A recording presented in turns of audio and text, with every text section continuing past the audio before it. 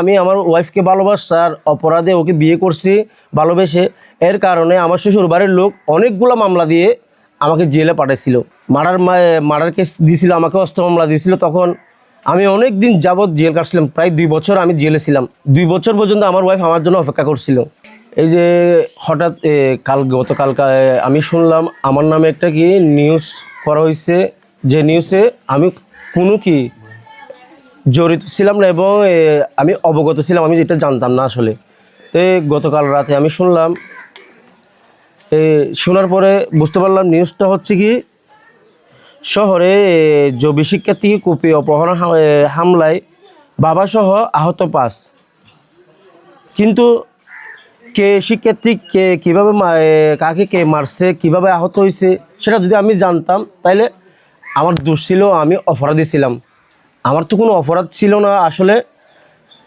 তাই আমি সরকারের প্রতি এবং সাংবাদিক ভাইদের প্রতি অনুরোধ জানাচ্ছি, কক্সবাজারের জেলা প্রশাসক এবং পুলিশ সুপার মহোদয়ের প্রতি আমাকে সুস্থভাবে তদন্ত করে এই বিষয়টা একটু কি করা হোক, আমার প্রতি একটু করুণার দৃষ্টিতে তাকানো হোক, যাতে আমি আমার ফ্যামিলি এবং আমার পরিবারের মতো, আমার 2টা মেয়ে, একটা ক্লাস 5-এ পড়ে, একটা ক্লাস 3-তে পড়ে, আর একটা ছেলে আছে ছোটো, আর আমার ওয়াইফ, এরাই আমার ফ্যামিলি, এরাই আমার আপনজন, আমার গার্জিয়ান হিসেবে। এখন আমার ওয়াইফ এখন কি আমি দীর্ঘদিন লাঞ্ছিত এবং 2014 সালে আমি প্রথম জেলে যাই, কারণ আমাকে ভালোবাসার অপরাধে, আমি আমার ওয়াইফকে ভালোবাসার অপরাধে ওকে বিয়ে করছি ভালোবেসে।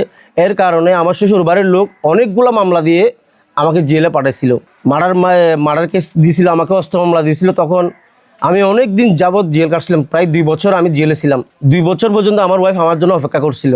এরপর আমি জেল থেকে বের হয়ে আমি হয়ে গেলাম শীর্ষ সন্ত্রাসী।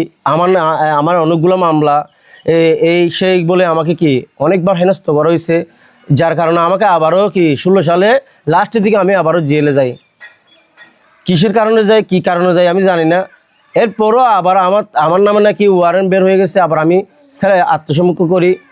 এরপরে আমি আবারও দীর্ঘদিন জেল খাটার পরে আমি বলতেছি আমি কিসের জন্য এভাবে মানে হয়রানি হচ্ছি বারবার আমি জানি না, যার কারণে আমি বিদেশ চলে যাই। আমি দীর্ঘদিন বিদেশ থাকার পরে বাংলাদেশে আসলাম। তাই কক্সবাজারবাসীর প্রতি আমার অনুরোধ এবং কক্সবাজার পুলিশ সুপারের প্রতি আমার অনুরোধ, এটা সুস্থ তদন্ত করা হোক। আমি চাই না আমি আর কোনো কষ্ট পেতে। আমি জেলে গেলে আমার ছেলে মেয়েকে কে দেখবে, আমার পরিবারকে কে দেখবে? আমি বারবার লাঞ্ছিত হচ্ছি। আমার 2 দিন পর আমার মেয়ে বড় হবে, আজকে এরাই পড়ালেখা করতেছে, সমাজের কাছে মুখ দেখাতে পারতেছে না আমার জন্যই। আমি কি কক্সবাজারের নাগরিক হিসাবে আমি কি কোনো তো ছেলে মায়ের গর্ভ থেকে খারাপ হয়ে জন্ম নেয় না? ষড়যন্ত্রমূলক কি আমার সাথে আপনারা তদন্ত করেন, আমার সাথে কারোর সাথে বিরোধ নাই, আমি কারোর সাথে ঝগড়া নাই। আমি যদি কারো গিয়া করতাম তাইলে আমি মনকে বুঝতে দিতাম। তাই জন্য আমি কি, যদি আমার বোনের ছেলে সন্ত্রাসী করে, যদি আমার ভাইয়ের ছেলে গিয়া করে, আমার আত্মীয়স্বজন গিয়া করে, এই দায়ভার আমি কেন নেব? যদি আমার বন্ধু বান্ধব যদি কারো থেকে ছিনতাই করে, ডাকাতি করে, এই দায়ভার আমি কেন নেব? আমি করলে আমাকে কি করেন? আমার ছেলে মেয়ে করলে আমাকে ধরেন, কিন্তু আমার বন্ধু বান্ধব, আমার ছেলে মেয়ে যদি দুষ করে, আমার ভাই, আমার বোনের ছেলেরা, আমার বোনেরা যদি দুষ করে তাহলে তো আমি ওই দায়ভার আমি নেব না। আমি দায়ভার নিতে পারবো আমার নিজের, আমার মেয়ে 2টার, আমার ছেলেটার, আমার ওয়াইফের। আমি কেন দায়ভার আরেকজনের দায়ভার নেব বলেন? এরা দুষ করবে, আমি কেন সাজা বুক করবো? আমি কেন জেল কাটবো?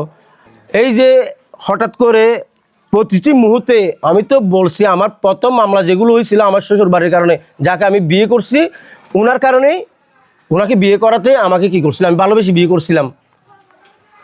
এই জন্যই কি আমাকে অনেকগুলো মামলা দিয়ে পার্সান হয়েছিল। কোথাকার ওই পাহাড়তলির মুবিন মার্ডার হয়েছিল নাকি পাহাড়তলিতে, আমাকে ধরে নিয়ে গেছিলো শ্বশুর বাড়ির মামলা নিয়ে বিরোধের কারণে। আমার শাশুড়ির কিছু গিয়ার কারণে ফজল মার্কেটের সামনে থেকে আমাকে ধরে নিয়ে গেছে। তো এখানে এজাহার দেখাইছে আমাকে পাহাড়তলি থেকে ধরছে 2014 সালে। তা আমি অনেক ভুক্তভোগী। তাই আমি কক্সবাজারবাসীর প্রতি অনুরোধ, আপনারা সুস্থ তদন্ত করেন। এরপর আমাকে যেটা শাস্তি দেন, আমার দোষ পেলে আমি মাথা পেতে নেব। সাংবাদিক ভাইরা আছে এখানে, প্রশাসন থেকে যদি আমাকে লাগে, সাংবাদিক ভাইরা যদি আমাকে ফোন করে, আমি সাথে সাথে চলে আসবো, আমাকে জিএলে বড় দেন, আমার কোনো সমস্যা নেই। আমরা আপনাকে দেখানোর চেষ্টা করা হচ্ছে। এই যে শহরে জিবি শিক্ষার্থী কুপি অপহরণ হামলায় বাবা সহ আহত 5। এবং হ্যাঁ, এই ঘটনাটা হচ্ছে যে আপনার পরশুদিন নাকি হয়েছে, আমি জানছি গতকাল রাত 11টার দিকে। কারণ আমি ব্যবসা নিয়ে দূরাদূরতে আমার ফ্যামিলিকে সময় দিই, আমি এই জন্যই আমি এটার প্রতি অবগত ছিলাম না। হঠাৎ করে জানতে পেরে আমি সেটা তদন্ত করতে গিয়ে দেখি এটা আমাদের একটা বড় ভাই আমিন, যেটা সাংবাদিক, উনিও আমাকে খুবই ভালোবাসে, আমিও ওনাকে খুবই ভালোবাসি। উনি আমাকে আপন ছোট ভাইয়ের মধ্যে স্নেহ করে। তো কেন জানি না ওনার সাথে আমার বাপের বাড়ির লোকের সাথে বিরোধ কিভাবে হলো, কিভাবে সৃষ্টি হলো আমি জানি না। তো ওরা সমস্যা, সেখানে আমাকে জড়ানোর তো কোনো প্রয়োজন নাই। এই জন্য আমি সাংবাদিক ভাইয়ের প্রতি কি অনুরোধ জানাচ্ছি এবং প্রশাসনের প্রতি অনুরোধ জানাচ্ছি, সুস্থ তদন্ত করা হোক এই বিষয়টা। আমার স্বামীকে হয়রানি করার জন্য আমরা আজকে সাংবাদিক সম্মেলন করতেছি। আমার স্বামীকে মানে 2-1 দিন আগে মানে একটা মামলার মধ্যে ফাঁসানো হয়েছে, কিন্তু আমার স্বামী ছিল বাসায় আর দিনের বেলায় ছিল কাজের ব্যস্ত। তবু এখানে আমার স্বামীকে ফাঁসানো হচ্ছে। আমরা সুখে শান্তিতে বসবাস করতেছি। এখন এখানে আমাদের হয়রানি করার জন্য আমরা প্রশাসনের কাছে দৃষ্টি আকর্ষণ করতেছি। আমার শ্বশুর বাড়ির লোকজনরা ওরা করতেছে, ওদের বোনের বাচ্চারা করতেছে, আমরা ফেঁসে যাচ্ছি। কিন্তু ওদের সাথে আমাদের কোনো সম্পর্ক নাই। আমরা ওখানে তাকিও না, আমরা তাকি পুরুষ কুলে। আমরা সুষ্ঠু বিচার চাই।